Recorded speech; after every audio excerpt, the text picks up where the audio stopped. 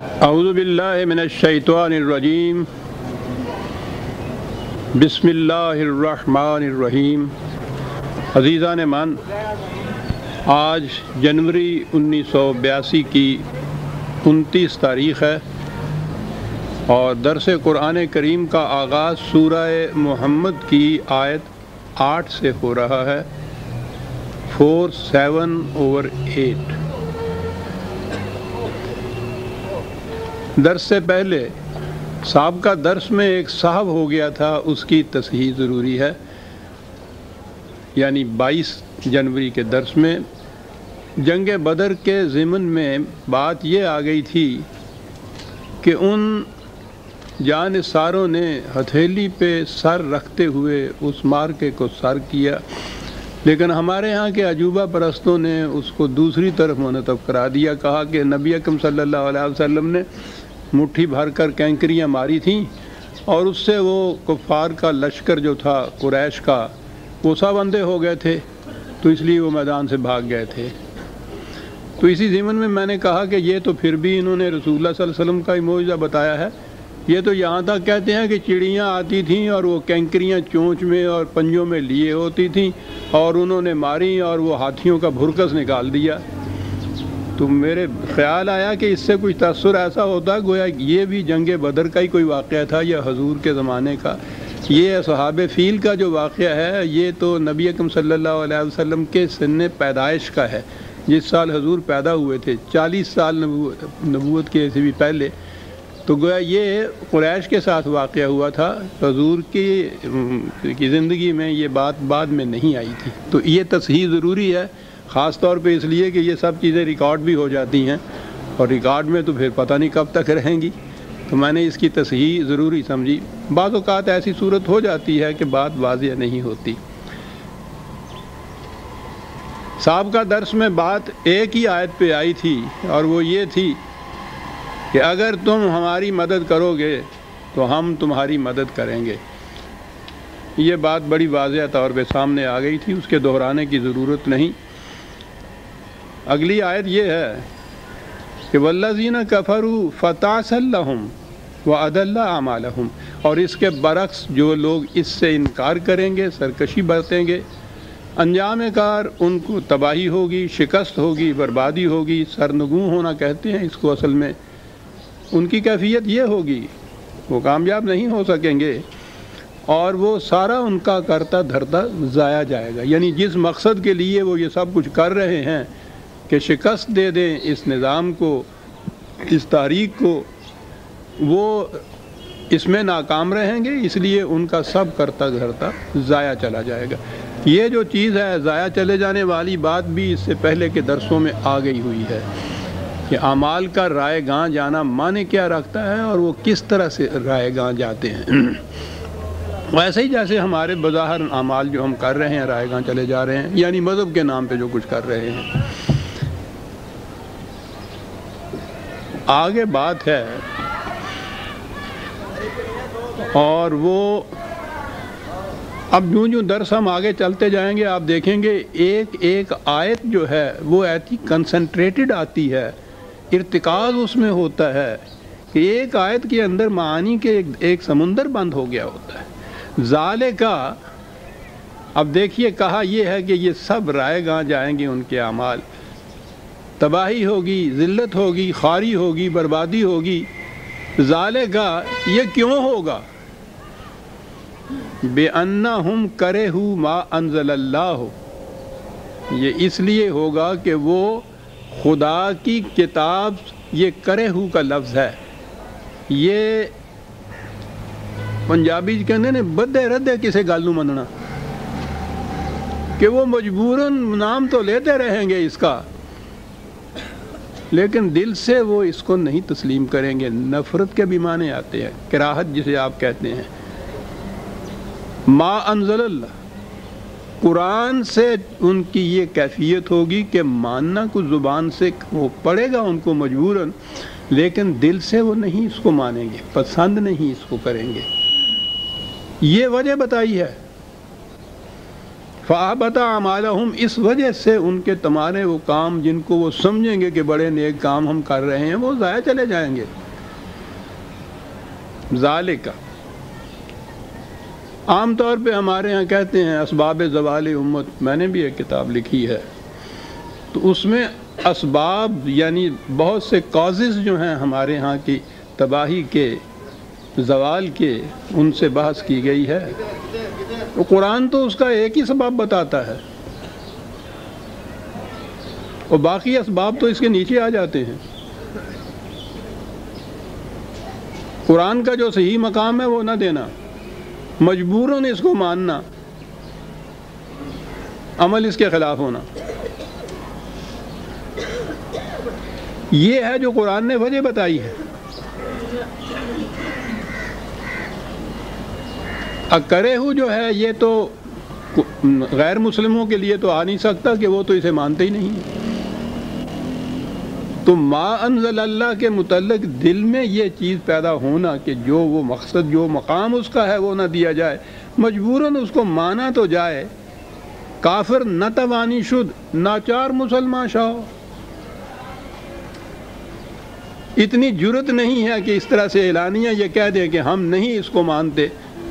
وہ نام اس کا رکھتے چلے جاتے ہیں، جیسا ہم خطوں کے اوپر 786 لکھ دیتے ہیں نا، اوپر 786 ہوتا ہے اور نیچے سارے قصے اور شراب کے اور کباب کے اور جوئے کے سب کچھ ہوتا ہے خط میں، اوپر 786 لکھا جاتا ہے۔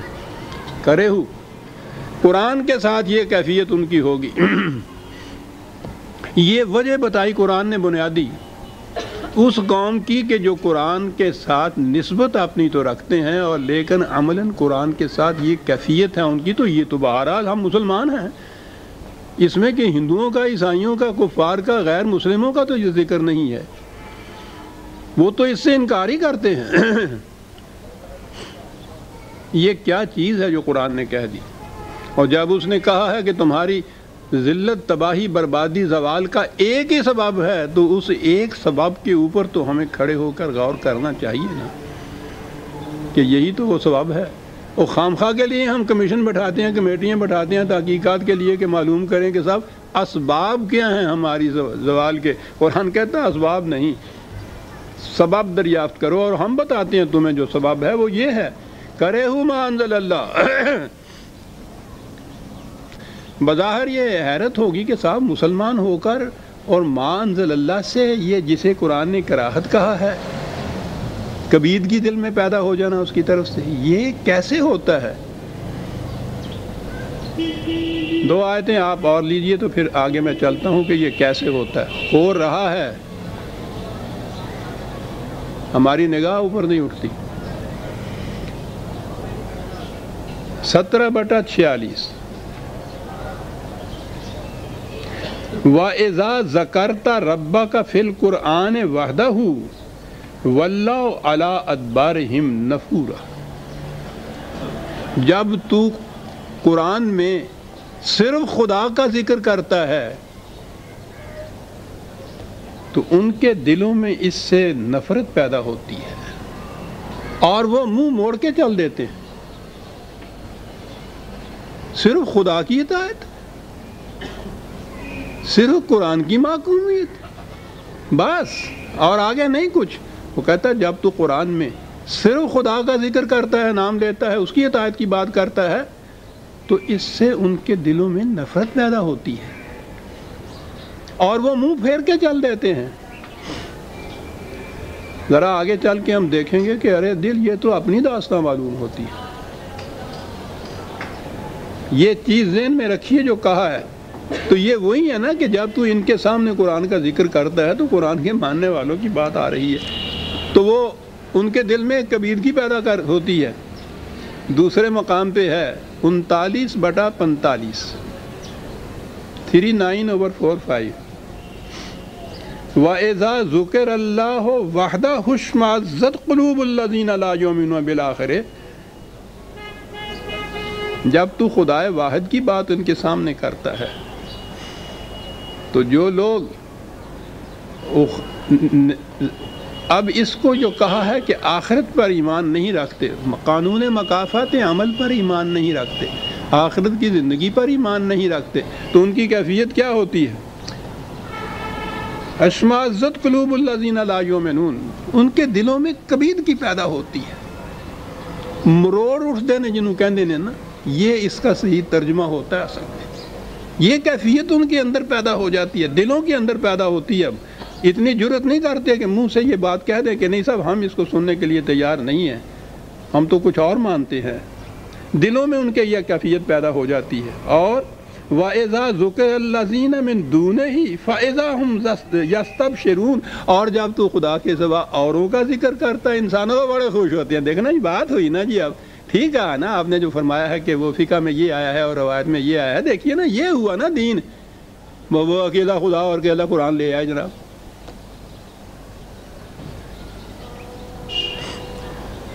اتنے میں نظر آتا ہے کہ پتہ نہیں یہ کون سے لوگ تھے جن کی داستانیں ہیں۔ میں نے عرض کیا عزیزان من، یہ تو ہماری داستان ہو رہی ہے۔ قرآن خالص، صرف قرآن۔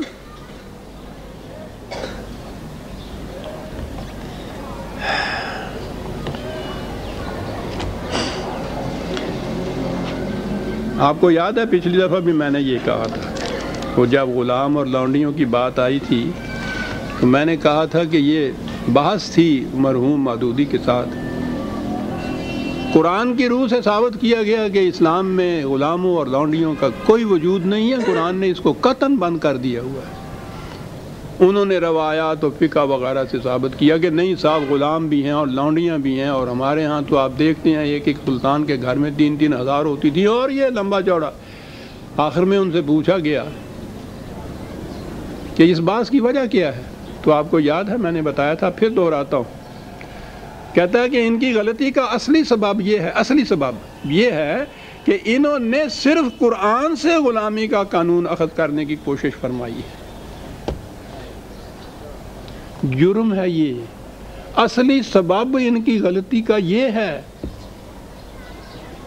دیکھتے ہیں قرآن کی آیت کا کس طرح سے ترجمہ ہو رہا ہے یہ، کہ جب صرف قرآن کی بات تو یہ کرتا ہے تو ان کے دلوں کے اندر ایک بغض اور عداوت اور کینہ اور نفرت اور کبیدگی پیدا ہوتی ہے، صرف قرآن سے یہ کر رہے ہیں۔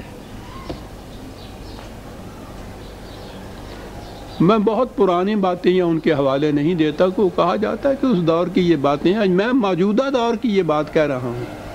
یہ ان کی بات ہے کہ جو اس دور میں ایسے مانے جاتے تھے کہ وہ جدید دور کے مفسر اور جدید دور کے عالم اور اتنے بڑے، یہ ان کی تحریروں کے اندر یہ چیزیں ہیں، زبانی کہی ہوئی باتیں نہیں ہیں۔ مسلک یہ ہے کہ یہ لوگ صرف قرآن سے کام اخذ کرنا چاہتے ہیں۔ یہ دیکھا نا جو قرآن نے کہا تھا کہ صرف جب تو قرآن کی بات کرتا ہے تو ان کے دلوں میں کبیدگی پیدا ہوتی ہے جی۔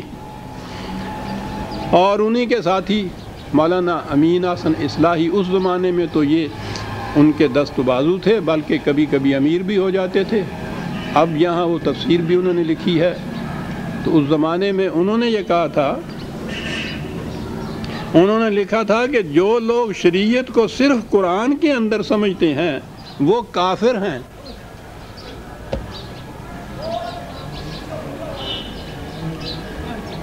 اخبار ان کا نکلتا تھا اس زمانے میں تسنیم، استقلال نمبر انہوں نے خاص نکالا تھا۔ یہ اندازہ لگائیے، وہ جو قرآن نے کہا تھا کہ صرف قرآن کی بات یا صرف خدائے واحد کی بات تم کرتے ہو تو دل میں ابال اٹھتا ہے ان کے۔ یہ دیکھ رہے ہیں کہاں تک جا رہے ہیں۔ انہوں نے تو اتنا ہی کہا تھا کہ غلطی ان کی یہ ہے کہ یہ وہاں قرآن سے صرف لینا چاہتے ہیں۔ یہ کہہ رہے ہیں کہ جو یہ چیز مانتے ہیں صرف قرآن کو، وہ کافر ہیں۔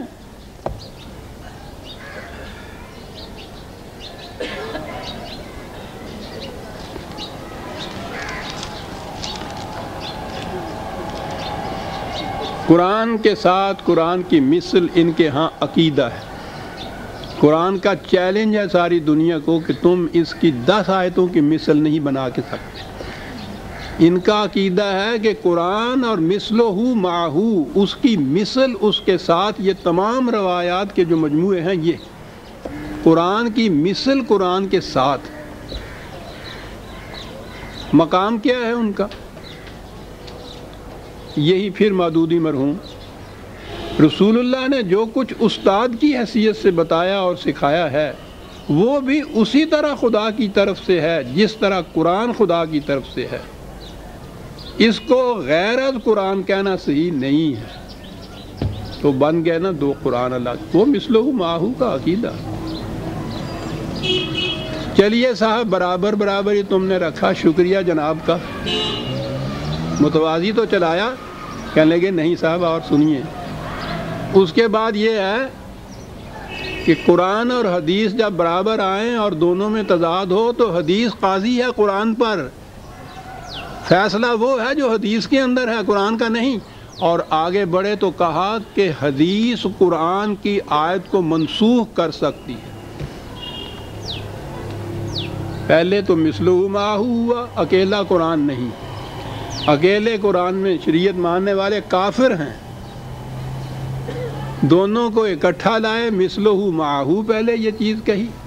وحی کی دو قسمیں بنائیں، ایک وحی قرآن کے اندر، ایک وحی ان چیزوں کے اندر. چلیے دو برابر کی قسمیں صحیح نہیں. پھر یہ وحی جو ہے یہ روایات کے اندر یہ 6 ایرانی جامعین جو تھے حدیثوں کے، ان کا اکٹھا کیا ہوا یہ جو مواد ہے حدیثوں کی کتابوں میں، ان کی کیفیت یہ ہے کہ یہ قرآن پہ قاضی ہیں، قرآن کو منسوخ کر سکتے ہیں.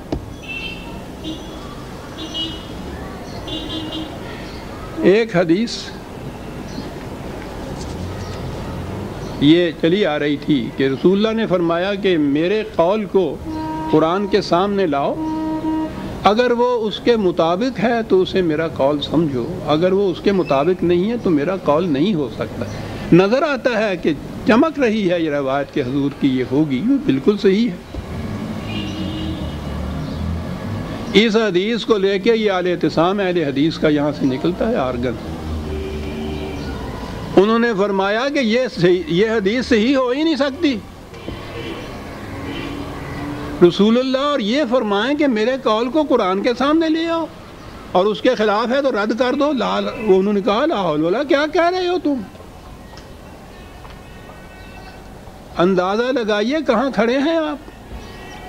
پھر میں نے کہا ہے نا کہ آپ اسباب زوال امت جو ہے اس کی تحقیق کر رہے ہیں. قرآن کہتا ہے کہ کرے ہو ما انزل اللہ، بس ایک سبب ہے اس امت کی تباہی کا.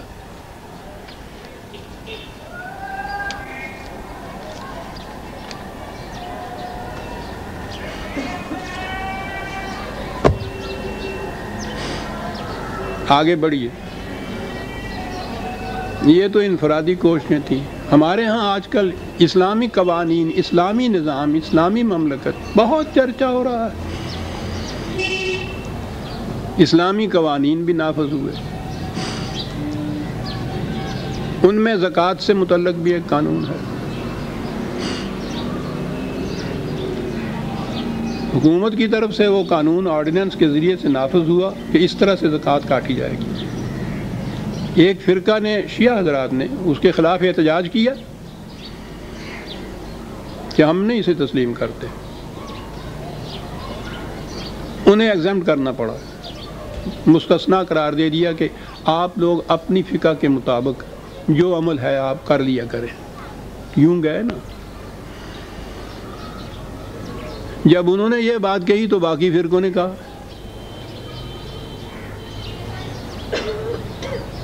کہ ہمیں کیوں نہیں رعایت دی جاتی. آئین میں تبدیلی کرنی پڑی اور کہنا پڑا کہ ہر فرقہ اپنی اپنی فقہ کے مطابق کر لے. چلیے جی. اب اس میں یہ چیز آئی کہ وہاں جو زکوٰۃ کاٹنے والی مشینری ہیں، ادارے ہیں، انہیں لکھ کے دے دیجئے کہ میں فلاں فقہ کا پابند ہوں، اس لیے مجھے اس آرڈیننس سے مستثنا قرار دیا جائے، میری زکوٰۃ نہ کاٹی جائے. تو یہ لکھ کے دینے سے وہاں سے وہ مستثنا قرار دے دیتے تھے، ایکسیپٹ کر لیتے تھے.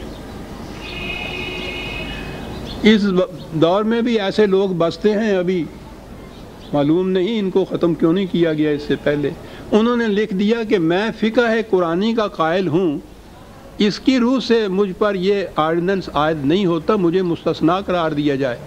جواب دیا گیا کہ کیا کہہ رہے ہو، یہ کیا ہوتی ہے فقہ قرآنی؟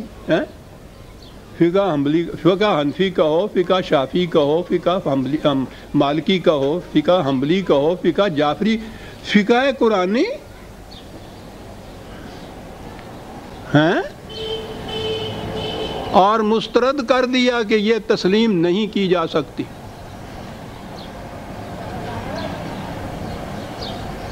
سنتے ہیں کرے ہو ما انزل اللہ۔ میں ان سے خط و کتاب کر رہا ہوں کہ لکھ کے بھیجیے، جواب نہیں دے رہے۔ جنہوں نے لکھ کے بھیجا تھا فقہ قرآنی، انہیں جواب دے دیا کہ یہ نہیں تسلیم کی جا سکتی۔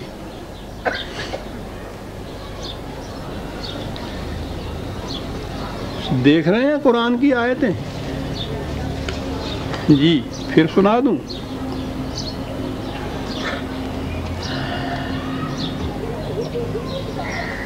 وہی جو 45ویں آیت 39/45، اذا ذکر اللہ وحدہ اشمئزت قلوب الذین لا یؤمنون بالآخرۃ واذا ذکر الذین من دونہ اذا ہم یستبشرون۔ خدا کے سوا بات اور انسانوں کی کرو گے نا تو بہت خوش ہو جائیں گے۔ بات ہوئی نا، ہم مستثنا قرار دیتے ہیں صاحب، خدا کی فقہ تم کیسے لا کے ساتھ یہ کیسے تسلیم کی جائے؟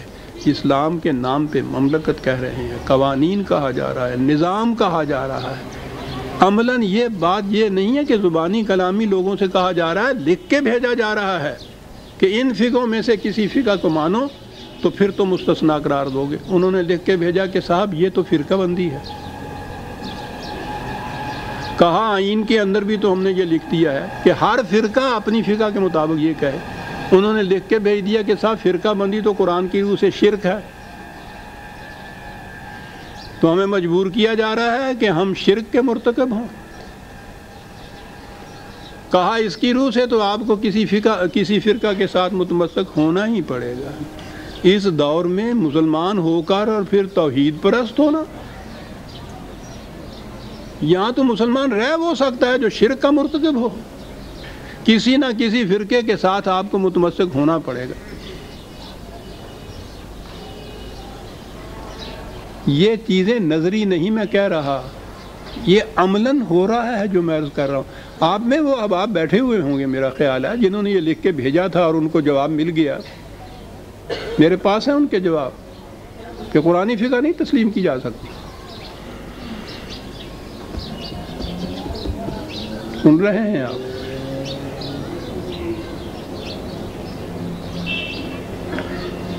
وہ ایک ہانگ کانگ سے آیا، وہ غیر مسلم ایک صحافی، اس نے آ کے رجم کے متعلق انٹرویو لیا ہمارے صدر محترم سے، اور انہوں نے رجم کے متعلق یہ سوال کیا کہ اس کو سزا آپ کہہ رہے ہیں، تو انہوں نے کہا کہ ہاں یہ سزا ہے، یہ قرآن کے۔ وہ غیر مسلم صحافی اس نے کہا کہ قرآن میں تو یہ نہیں ہے۔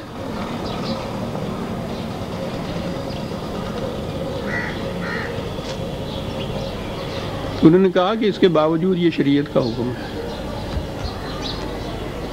وہی جو میں نے ابھی عرض کیا تھا نا،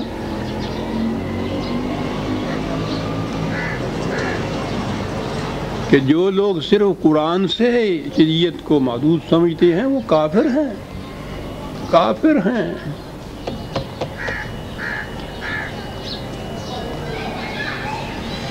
صرف قرآن کو کافی سمجھتے ہیں تو گویا ایسا ہے جیسا یہ ان لوگوں کے اپنے ذہن کی کوئی افتراء ہے، خود تراشیدہ کوئی ان کا عقیدہ ہے، ایسا عقیدہ جو بالکل اسلام کے خلاف ہے۔ قرآن کو کافی سمجھتے ہیں یہ لوگ، یہی کہا ہے انہوں نے۔ حدودی مرحوم نے یہ کہا کہ یہ صرف قرآن سے قانون اخذ کرنا چاہتے ہیں، کہ گویا قرآن کو کافی سمجھتے ہیں۔ انہوں نے کہا جو ایسا سمجھتا ہے وہ مسلمان نہیں، وہ کافر ہے۔ اور اللہ تعالیٰ کہتا ہے اولم یکفہم انا انزلنا علیک الکتاب یتلی علیہم، کیا یہ لوگ اسے کافی نہیں سمجھتے جو ہم نے نازل کر دیا ہے؟ کہتا ہے ہم کافی نہیں سمجھتے۔ بیٹھے رہو لے کے اپنی کتاب کو۔ کہتا ہے کیا یہ لوگ اسے کافی نہیں سمجھتے؟ یہ آپ کے ہاں کے اس دور کے مجدد اور محدث اور مفسر ہیں عزیزان من، اسلام آپ کو دینے کے لیے آئے ہیں، اسلامی قوانین بنتے ہیں۔ کہتے ہیں کہ یہ کہنے والا کہ قرآن کافی ہے، کافر ہے۔ قرآن یہ اللہ تعالیٰ یہ کہتا ہے کہ کیا یہ ان کے لیے کافی نہیں ہے کہ ہم نے قرآن نازل کر دیا؟ کہتے ہیں کافی نہیں ہے، قرآن کے ساتھ انسانوں کو ملانا پڑے گا، اور ملانا اس طرح سے پڑے گا کہ قرآن تو پھر تلاوت کے لیے رہ جائے گا، احکام سارے ان کے ہوں گے، قرآن کے خلاف احکام سارے جو نازل ہو رہے ہیں۔ میں نے انہوں نے پوچھا شریعت، وفاقی شریعت کو میں نے لکھا کہ آپ کے ہاں یہ اصول بنایا ہے کہ کتاب اور سنت کے مطابق جو قانون ہوگا وہ اسلامی ہوگا، جو اس کے خلاف ہوگا وہ اسلامی نہیں ہوگا۔ میں نے کہا یہ بتائیے کہ اگر ایک قانون قرآن کے خلاف ہو اور سنت کے مطابق ہو، اس کو غور سے سنیے جو میں کہہ رہا ہوں، شرط یہ ہے کہ قرآن اور سنت دونوں کے مطابق ہو تو اسلامی ہوگا، خلاف ہو تو اسلامی نہیں ہوگا۔ میں نے کہا اگر ایک قانون قرآن کے خلاف ہے اور سنت کے مطابق ہے، اس کی پوزیشن کیا ہوگی؟ اسلامی ہوگا یا غیر اسلامی ہوگا؟ کہا مثلاً، میں نے کہا مثلاً وصیت کا قانون قرآن کریم میں بالتصریح یہ لکھا ہے کتب علیکم اور حقا علی المتقین، پورے مال کی وصیت کر سکتا ہے جس کے حق میں چاہے کر سکتا ہے، قرآن یہ کہہ رہا ہے۔ حتیٰ کہ جب اس نے وراثت کے احکام دیے، تقسیم کیا وراثت کی روح سے، ہر ترکے کے حکم کے ساتھ کہا من بعد الوصیت، وصیت پوری کرنے کے بعد اگر کچھ بچتا ہے تو اس پہ یہ حکم لاگو ہوگا۔ 3 دفعہ وہ حکم آیا ہے، تینوں بار قرآن نے اس کو ریپیٹ کیا ہے۔ وضاحت ملاحظہ فرماؤ، کہیں ایک دفعہ نہیں کہا بیٹے کو اتنا، بیٹی کو اتنا، بیوی کو اتنا، یہ اور اس کے بعد من بعد الوصیت، یہ ہوتا ہے وصیت کے بعد اتنا ہے۔ وصیت کیسے لکھی جائے گی، کیسی لکھائی جائے گی، پوری ایک لمبی چوڑی آیت اس کے متعلق، اتنا واضح اور اہم حکم۔ آپ کے ہاں کی فقہ کا مسئلہ جسے وہ کہتے ہیں کہ ایک حدیث میں مبنی ہے کہ نہیں صاحب، وصیت صرف 1/3 میں کی جا سکتی ہے، اور وہ بھی وارثوں میں سے کسی کے حق میں نہیں کی جا سکتی۔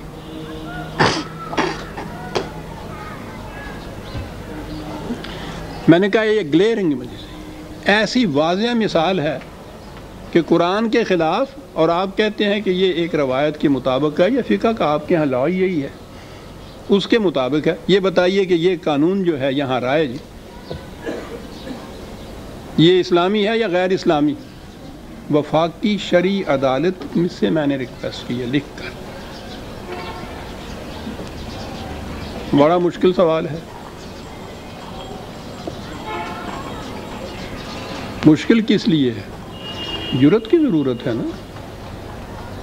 کہا کہ یہ وصیت کا مسئلہ جو ہے وہ پرسنل لا کے تابع آتا ہے، اور پرسنل لا جو ہیں وہ وفاقی شرعی عدالت کے احاطہ اقتدار میں نہیں آتے، اس لیے ہم اس کے متعلق کچھ نہیں کہہ سکتے۔ میں نے کہا جی وصیت کی بات میں نہیں پوچھتا، وہ تو میں نے ایک مثال دی تھی آپ کو کہ ایسے احکام ہے۔ میں یہ اصول پوچھتا ہوں کہ اگر ایک قانون قرآن کے خلاف ہو، سنت کے مطابق ہو، تو آپ کی عدالت اسے اسلامی تسلیم کرے گی یا غیر اسلامی؟ اس کا جواب نہیں دیتے۔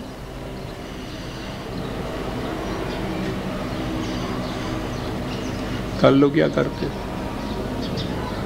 عزیزان ایمان۔ پھر آپ کمیٹیاں بتاتی ہیں اس بات کے لیے کہ ہم ذلیل کیوں ہو رہے ہیں۔ ذالک بأنہم کرہوا ما انزل اللہ،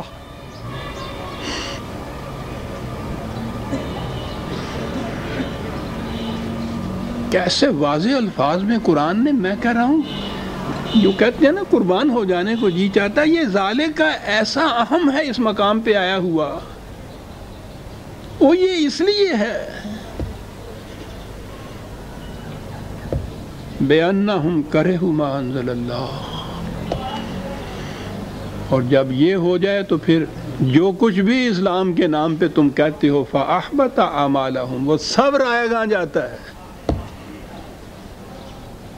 خدا کی کتاب کے متعلق یہ ایٹیچیوڈ، اور اس کے بعد اپنے اعمال کو اسلامی کہنا، فَأَحْبَطَ أَعْمَالَهُمْ،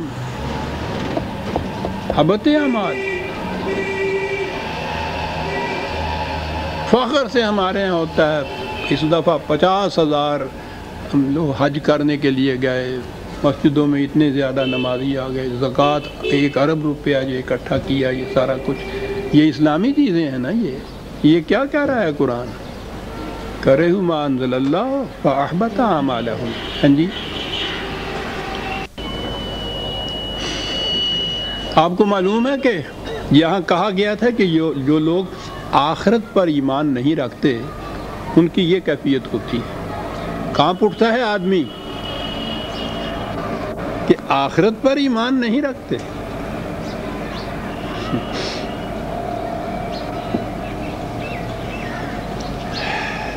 سنیے، یہ آخرت کی کون سی بات قرآن نے کہی ہے جس کے متعلق کہا کہ ایمان نہیں رکھتے؟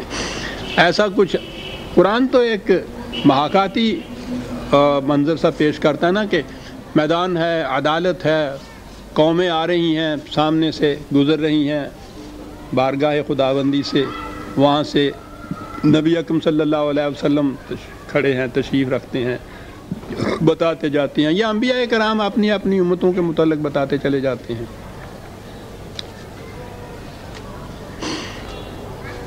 ہم بھی وہاں سے گزر رہے ہیں. امت محمدیہ کہلانے والے ہیں. پھر سوچئے عزیزان من، کہا تھا جو آخرت پر ایمان نہیں رکھتے، ذرا ان سے پوچھئے گا جو آخرت پر ایمان رکھتے ہیں، جو میں کہنے لگا ہوں. یہ گزر رہے ہیں، حضور تعارف کرا رہے ہیں ہمارا. وقال الرسول، رسول پکار اٹھے گا، یا رب، اے میرے پروردگار، ان قوم اتخذوا ھذا القرآن مہجورا. یہ وہ قوم گزر رہی ہے جس نے قرآن کو چھوڑ دیا تھا. ہمارا تعارف ہو رہا ہے بارگاہ خداوندی میں قیامت کے دن. آخرت پر ایمان رکھنے والے جو ہیں ان کے سامنے نہیں ہے یہ آیت. کہیں نہیں کہا گیا کہ انہوں نے میری حدیثوں کو چھوڑ دیا تھا، انہوں نے فقہ کو چھوڑ دیا تھا، انہوں نے تفسیر کو چھوڑ دیا تھا. کہا یہ وہ قومی نسبت میری طرف کرتی ہے، اور کیفیت یہ ہے قوم اتخذوا ھذا القرآن مہجورا. کسی اور چیز کے متعلق نہیں کہا کہ انہوں نے اس چیز کو چھوڑ دیا تھا. حضور شکایت فرما رہے ہیں بدرگاہ رب العزت اس قوم کا، اپنی قوم کا، امت کا تعارف کراتے ہوئے. عزیزان من، آخرت پر ایمان رکھنے والے کے سامنے تو یہ بات ہوگی نا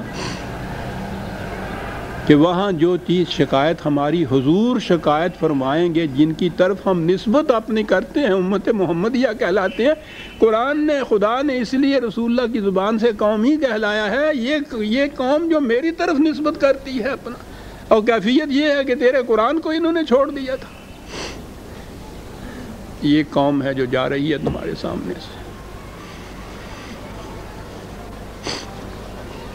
جس کا آخرت پر ایمان ہے عزیزان من، اس کا تو اس پہ بھی ایمان ہوگا کہ میں کہیں اس گروہ کے اندر نہ شامل ہو جاؤں جس کے متعلق کہا جائے کہ انہوں نے قرآن کو چھوڑ دیا تھا. عملاً قرآن کو چھوڑا ہوا ہے. قرآن واحد کو ماننے والوں کو کافر کہا جا رہا ہے. اندازہ لگائیے، اسلامی نہیں کہا جا رہا، اس کو تسلیم نہیں کی جا رہی. قرآن کا احکام جس کے فقہ قرآنی کہتے ہیں، تسلیم نہیں کیا جا رہا. علی الرغم بتایا جا رہا ہے کہ یہ حکم قرآن کے خلاف ہے، جو رائج ہے قانون. کہا جاتا ہے کہ یہ وفاقی شرعی عدالت ہے، ہمارے ہیتے میں نہیں. اللہ اکبر. ذالکا، کیوں یہ حالت ہماری ہے، ہیں آج کیوں ذلیل کہ کل تک نہ تھی پسند. گستاخی فرشتہ ہماری جناب میں آج ذلیل اس لیے ہے. ذالکا بأنہم کرہوا ما انزل اللہ فاحبط اعمالہم. کہا کہ یہ حالت کسی قوم کی نہیں ہوتی.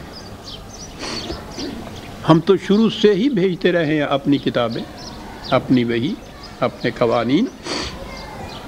یہ سنت اللہ ہے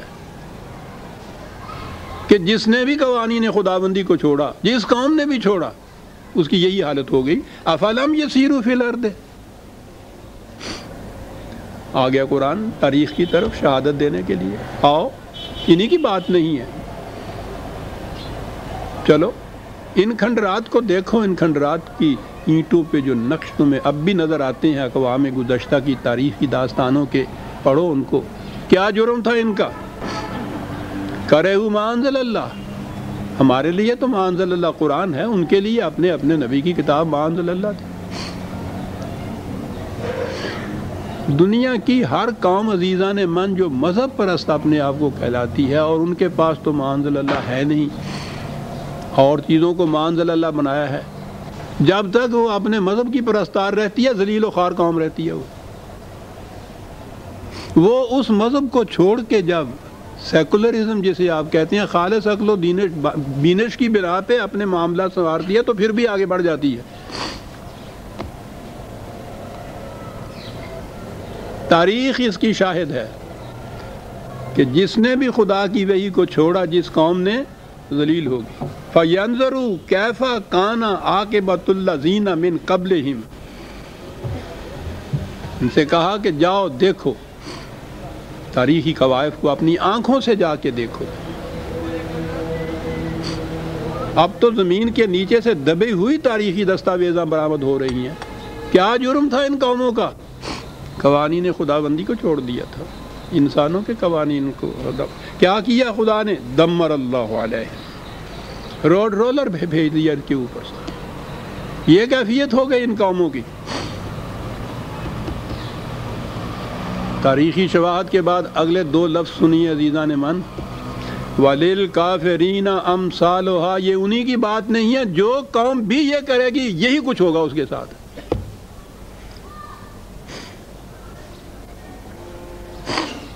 ذَلِكَ بِأَنَّ اللَّهَ مَوْلَى الَّذِينَ آمَنُوا. یہ اس لیے کہ خدا کی پشت پناہی تو اسی قوم کو حاصل ہو سکتی ہے جو خدا کے قوانین کو تسلیم کرے. وَأَنَّ الْكَافِرِينَ لَا مَوْلَى لَهُمْ. جو اس کو چھوڑ دیتا ہے پھر کوئی ان کا پشت پناہ نہیں رہتا دنیا کے اندر. سوچئے ہے کوئی پشت پناہ ہمارا؟ ہے جس پہ بھروسہ کریں بھی تو وہ انسانوں کی بات ہو جائے گی نا جی. ما انزل اللہ کو چھوڑ کے یہ سمجھنا کہ ہمیں خدا کی نصرت حاصل ہوگی، خدا کی پشت پناہی ہمیں حاصل ہوگی. کس طرح ہوگی؟ جس طرح ہوگی کہ صاحب 20 لاکھ کے قریب یا 15 لاکھ کے قریب دعا جو مانگتے ہیں، فانصرنا علی القوم الکافرین. فانصرنا نصرت خداوندی کے لیے دعائیں مانگتے ہیں. کرہو ما انزل اللہ. اور عزیزان من، یہ اپنی ہی بات میں نہیں کہہ رہا، دنیا میں کوئی مسلمانوں کی کوئی بھی مملکت ایسی نہیں ہے جہاں قرآن کا قانون نافذ ہو. ان کو تو چھوڑ دیجئے کہ جو سیکولرزم پہ ہی آگے ہوئے ہیں، وہ جو اپنے آپ کو اسلامی مملکتیں بھی کہلاتی ہیں، اسلامی نظام کہتے ہیں، قوانین نافذ ہیں. قرآن کا قانون اس وقت دنیا میں کہیں نافذ نہیں ہے.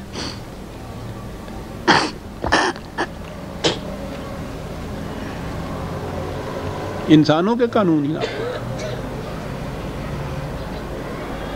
اور پھر جب یہ کوئی قوم دیکھے کہ الرغم ہمارے قوانین جن کو ہم اسلامی کہہ رہے ہیں قرآن کے خلاف جا رہے ہیں، اس سے بھی وہ ٹس سے مس نہ ہوں، جاتے ہیں تو جائے.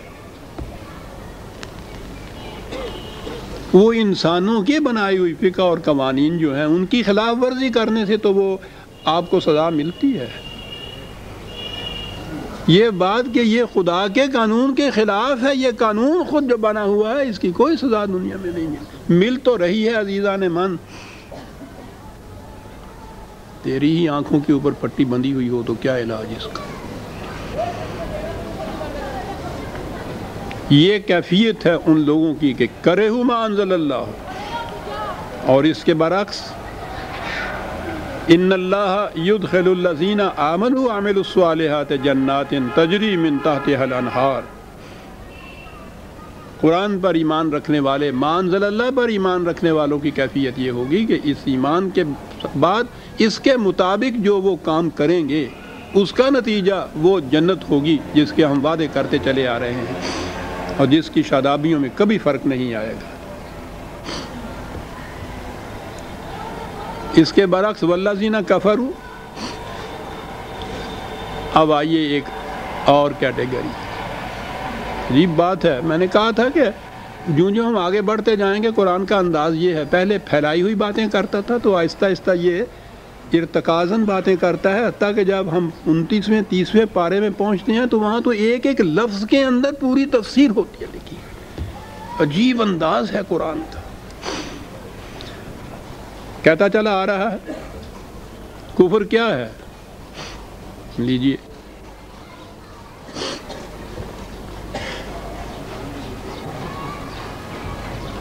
ہمارے ہاں تو یہی نا کہ خدا کا انکار جو ہے وہ کفر ہے۔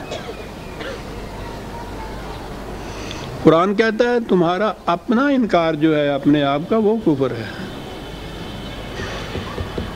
شعر تو ہے فارسی کا، بات وہ کہہ گیا ہے، شاخ نہال سدرائی خار و خس چمن مشاؤ۔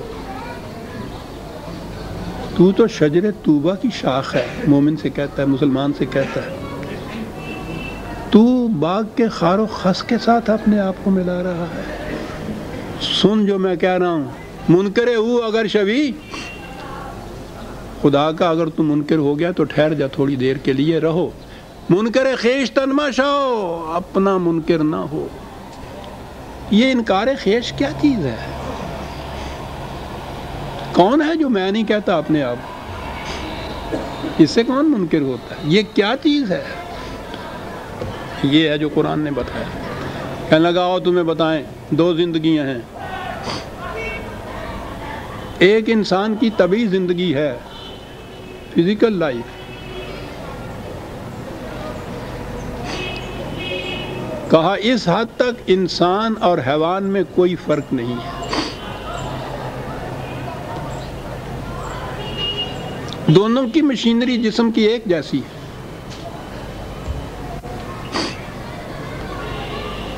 کچھ فرق نہیں ہے ان دونوں میں۔ کھانا پینا، سانس لینا، روشنی، زندگی کے لیے جو ضروری چیزیں ہیں، حیوانات بھی اسی طرح سے کھاتے پیتے ہیں، سوتے ہیں، سانس لیتے ہیں، روشنی میں گرمی میں۔ انسان بھی اسی طرح سے یہ کچھ کرتے ہیں۔ تو اس حد تک تو حیوانی اور انسانی زندگی یکساں ہے۔ انسانی زندگی کیا ہے؟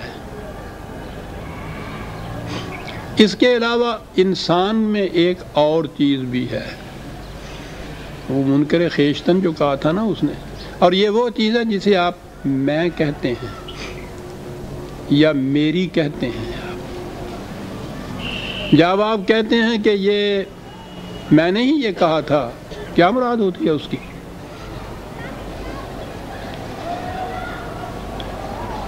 آپ کی زبان ذمہ دار ہوتی ہے اس کی، جو کہا تھا آپ نے؟ لفظ تو زبان سے ادا ہوئے تھے نا۔ یہ کون ہے جو کہتا ہے کہ میں ہوں اس کا ذمہ دار؟ میں کیا ہے یہ؟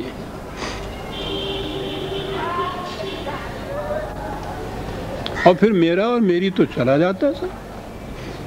میرا مال، میری جان، میرا باپ، میرے بیٹے، میری بیوی، میرا گھر، میرا مکان، میرا یہ میں کون ہے جس کا یہ سب کچھ؟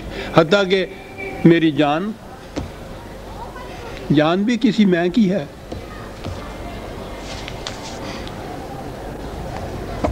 یہ جان بھی بات نہیں، اس لیے کہ جان تو حیوان میں انسان میں دونوں میں یکساں ہوتی ہے۔ اس کی موت بھی اسی مشینری کے رکنے سے ہوتی ہے، اس کی موت بھی ہوتی ہے۔ یہ کس کی ہے جان؟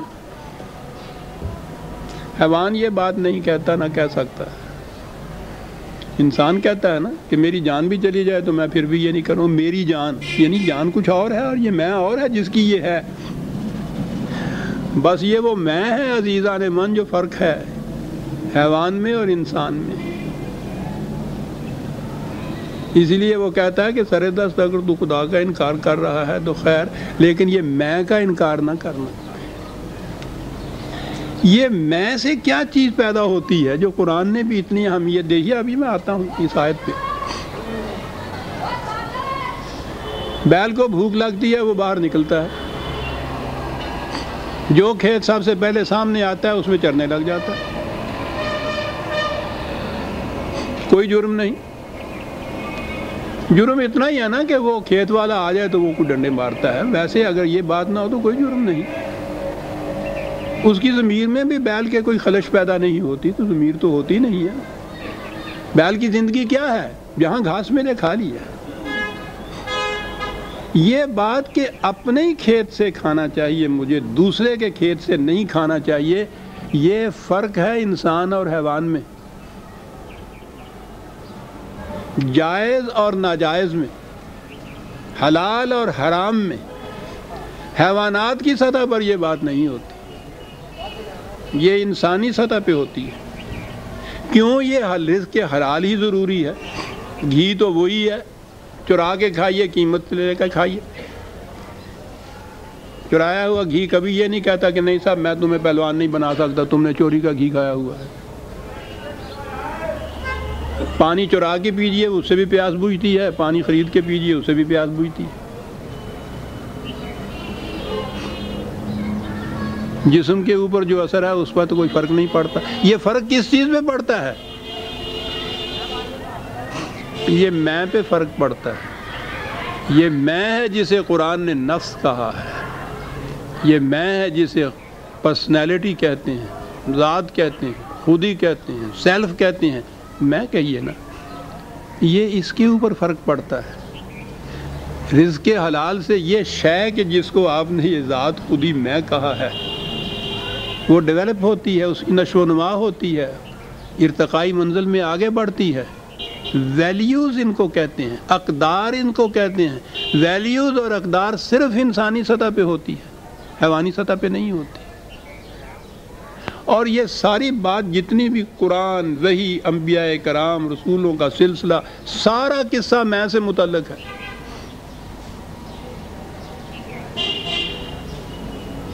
ان احکام و قوانین خداوندی سے یہ جو میں ہے یہ سنورتی ہے، نکھرتی ہے، بڑھتی ہے، نشو و نما ہوتی ہے۔ پھر ہوتا کیا ہے؟ پھر مرنے کے بعد یہ ارتقائی منزل، اگلی منزل میں جاتی ہے، اسے جنت کہتے ہیں۔ اور جو وہاں یہ نہیں ہوتی وہ جہنم ہوتی ہے۔ جنت اور جہنم اس جسم کی ہے نہیں، وہ تو یہیں تو دبا دیا جاتا ہے۔ یہ میں آگے چلتی ہے۔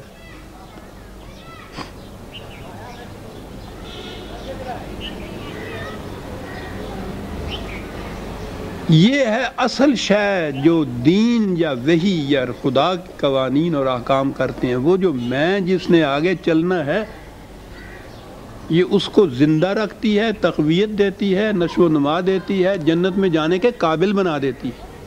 ویلیوز، حیوانات میں ویلیوز نہیں ہوتی، بس یہ فرق آ گیا حیوانی زندگی اور انسانی زندگی میں۔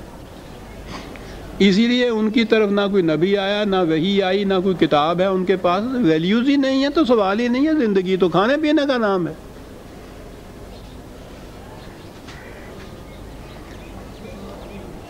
اب آئیے ادھر قرآن کی طرف، کیا کہا گیا ہے؟ والذین کفروا، کہتا ہے آؤ تم پوچھتے ہو سب مسلمان کسے کہتے ہیں، کافر کون ہوتا ہے، کفر کیا ہے اور اسلام کیا ہے؟ کہتا ہے آؤ تمہیں بتائیں کفر کیا ہے۔ کافر وہ ہے یتمتعون و یاکلون کما تاکل الانعام، جو زندگی صرف کھانے پینے سونے جاگنے کو سمجھتے ہیں حیوانوں کی طرح، ان کو کافر کہتے ہیں۔ لیجئے جناب،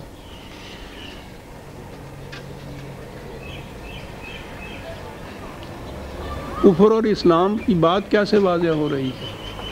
زندگی کا مقصد اگر آپ کا یہ ساری دنیا کی دولت سمیٹنا، اس کی نعمتیں اکٹھی کرنا، خوشگواریاں، یہ بھی بڑی ضروری چیز ہے، کیونکہ جسم کا تو تندرست توانا رہنا یہ نہایت ضروری ہے۔ اسی سے تو اندر ویلیوز ہوں گی، وہ میں جو اس کی ہوگی نا۔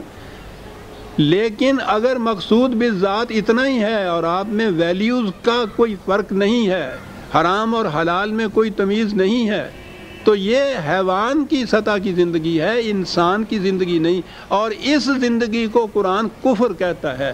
جو مقصود حیات اتنا ہی سمجھتے ہیں وہ کافر ہیں، اور جو اس سطح کے اوپر جا کے اس میں کا بھی خیال رکھتے ہیں، ویلیوز کا خیال رکھتے ہیں، جائز و ناجائز، حرام و حلال کا خیال رکھتے ہیں، وہ ہیں کہ جو کفر سے اوپر جا کے اسلام کی زندگی میں داخل ہوتے ہیں۔ تو اب کفر و اسلام کی زندگی تو قرآن نے کہہ دی ہے والذین کفروا۔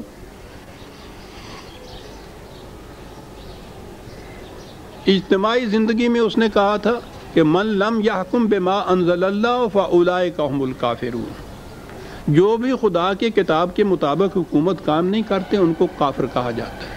وہ تو ہے آپ کے یہاں کی اجتماعی زندگی۔ افراد کی زندگی یہ ہے کہ یتمتعون و یاکلون کما تاکل الانعام، زندگی حیوانی سطح کی زندگی جو سمجھتے ہیں تو ان کو کافر کہا جاتا ہے، اور جو یہ ہیں انہی کو والنار مثوی لہم، ان کا ٹھکانہ جہنم ہوتا ہے۔ بات ختم ہو گئی۔ تو یہ تو ہر شخص اپنے ہاں طے کر سکتا ہے، فیصلہ کر لیتا ہے اپنے آپ کہ میری زندگی کا مقصود اتنا ہی ہے۔ عزیزان من، سوچئے گا اطمینان سے کہ زندگی کا اتنا ہی مقصد ہے۔ کیوں میاں صاحب آج کل پھر کیا ہو رہا ہے؟ کہنے لگے صاحب اللہ کا شکر ہے پڑھے لکھے ملازم نوکری کی، بڑی عزت کی نوکری کی، نوکری بڑی عزت کی، اس فریب خوردہ شاہی کو کیا کہا جائے؟ بڑی عزت کی نوکری کی، ٹھیک ہے جی، ریٹائر ہوئے۔ اکبر جو کہہ گیا، کیا کہیں اب آپ، کیا کارِ نمایاں کر گئے؟ بی اے کیا، نوکر ہوئے، پینشن ملی اور مر گئے۔ کارِ نمایاں۔ بیل بھی اسی طرح سے مرتا ہے، کھاتا ہے، پیتا ہے، بچے پیدا کرتا ہے، سانس لیتا ہے، تبھی مشینری ختم ہو جاتی ہے، مر جاتا ہے۔ وہ بھی مر گیا، یہ بھی مر گیا۔ اس کی موت کفر کی موت ہے۔ حیوانی سطح کی زندگی کفر کی زندگی ہے۔ عزیزان من، جو آج کل فخریہ بیان ہوتا ہے نا کہ صاحب اللہ کا شکر ہے کاروبار میں بڑی ترقی ہوئی ہے، اولاد بھی اللہ نے دی، پڑھایا لکھایا ہے، وہ ڈاکٹر ہو گیا ہے، وہ امریکہ چلا گیا ہے، امیلیا نا جی ہاں، وہ اسمگلنگ کرتا ہے، وہ بلیک کرتا ہے، یعنی بہت ہے اللہ کا دیا ہوا، یعنی یہ شیطان کا دیا ہوا نہیں، اللہ کا دیا ہوا۔ وہ حرام کمائی ساری اللہ دیتا ہے، بہت ہے جی اللہ کا دیا، بڑی اچھی زندگی بسر ہو گئی ہے الحمدللہ صاحب، بڑی خوشحالی کی زندگی ہے۔ کیا زندگی ہے یہ؟ وہ اب تو نہیں ہوتے، کوتل گھوڑے ہوتے تھے جن پہ سونے کی کاٹھی ڈالتے تھے، ہیروں کے گلے میں ہار ڈال دیتے تھے، یہ کچھ ہے نا؟ بڑی خوشحالی کی زندگی، بڑی اچھی زندگی، اللہ کا شکر ہے۔ حیوانی سطح کی زندگی، میں کا کوئی خیال نہیں، کیسے یہ آیا اس کا خیال ہی نہیں۔ پھر کیسے کی بات آئی تو دماغ میں فوراً آ گیا کہ حضرت عمر رضی اللہ تعالیٰ عنہ سے انہوں نے پوچھا تھا کہ خلافت کسے کہتے ہیں؟ کہنے لگے میں تو زیادہ لمبا چوڑا کوئی فلاسفر ہوں نہیں، میں تو سمجھتا نہیں ہوں، میں تو اتنا ہی سمجھتا ہوں کہ خدا کے ہاں سے پوچھا یہ جائے گا کہ کہاں سے لیا تھا اور کہاں دیا تھا، میں تو اسی کو سمجھتا ہوں خلافت۔ کیا بات ہے! جس کو ہر وقت اس کا دھڑکا ہے کہ کہاں سے لیا تھا اور کہاں دیا ہے، یہی تو ہے وہ میں کی زندگی۔ حیوانی سطح کے اوپر یہ سوال ہی نہیں پیدا ہوتا کہ بیل کہے کہ میں نے وہاں سے کھایا تھا، وہاں سے نہیں کھایا تھا، مجھے تو گھاس چاہیے تھی۔ والذین کفروا یتمتعون ویاکلون کما تاکل الانعام، کفر کی زندگی یہ ہے، کھاتے ہیں، پیتے ہیں، تمتع ہے، بلکہ یہ تو طبی زندگی کے اسباب و وسائل سے خوب فائدہ اٹھاتے ہیں، لیکن زندگی کی سطح حیوانات کی سطح ہی ہے، ویلیوز اور اقدار کی سطح نہیں ہے، اقدار خداوندی کا خیال کوئی نہیں ہے۔ یہ ہیں جو جہنم میں، کہا یہاں بھی جہنم میں رہتے ہیں، آخرت میں بھی جنت میں، جہنم میں رہیں گے۔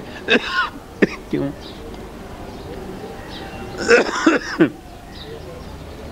اچھا دو چار ہیں تو پھر ٹھیک ہے، یہ کہا اور اس کے بعد پھر وہ تاریخی طرف چلا گیا۔ عجیب چیز ہے قرآن کی، ایک اصول دیتا ہے، شہادت لاتا ہے فوراً۔ کَأَيٍّ مِّن قَرْيَةٍ هِیَ أَشَدُّ قُوَّةً مِّن قَرْيَتِكَ الَّتِی أَخْرَجَتْکَ، کہتا ہے کہ یہ چیز ان کے ذہن میں ہے کہ صاحب ہمارے پاس بڑی قوت ہے، دولت ہے، مال ہے، افراد ہیں، اولاد ہے، خاندان ہے، قبیلہ ہے. کہتا ہے یہی کچھ کہتے ہیں نا.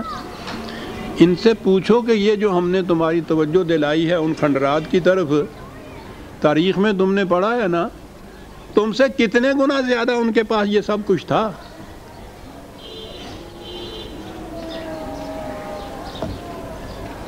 کیوں تباہ ہو گئے؟ کرہو ما انزل اللہ، کفروا یتمتعون کما یاکلون کما تاکل الانعام. یہ بات تھی ان کے ساتھ، یہ ہوا تھا. اہلکناہم، ہمارے اٹل قانون نے تباہ کر کے رکھ دیا، برباد کر کے رکھ دیا، ذلیل اور خوار ہو گئے. سانس لینے کی زندگی کو زندگی سمجھا، نہ حمیت رہی، نہ غیرت رہی، نہ ذلت کا احساس رہا. حمیت، غیرت، ذلت، ندامت حیوان میں ہوتی نہیں. اس کے سامنے بیل کے 1000 گالیاں اس کو دے دیجئے، وہ یوں سے رہتا رہتا. حالا جی ہمارے ہاں یہ کہا کرتے ہیں. یہ تو انسان کی سطح کی ساری چیزیں ہیں. اہلکناہم فلا ناصر لہم، پھر کوئی دنیا میں ان کی مدد کے لیے نہ آیا، کوئی نہ آیا. جس کو وہ چھوڑ دے دنیا میں کوئی اس کی مدد نہیں کر سکتا. اس کے قوانین کی خلاف ورزی کرنے کے لیے کیا بچائے گا؟ سینکیا پھانک لیا ہے اگنا اپنا تو ماں مرتی جائے گی لیکن کر کچھ نہیں سکے گی. فلا ناصر لہم، کوئی ان کا مددگار پھر نہیں ہو سکتا. عزیزان من، اس لیے ذالک بانہم کرہوا ما انزل اللہ، اس لیے کہ انہوں نے ما انزل اللہ سے کراہت برتی تھی. سورہ محمد کی آیت 13 تک ہم آ گئے. عزیزان من، 14ویں آیت سے ہم آئندہ لیں گے. ربنا تقبل منا انک انت السمیع العلیم. شکریہ. حدیث رسولانی وہ ہے میں نے دیکھ لی. السلام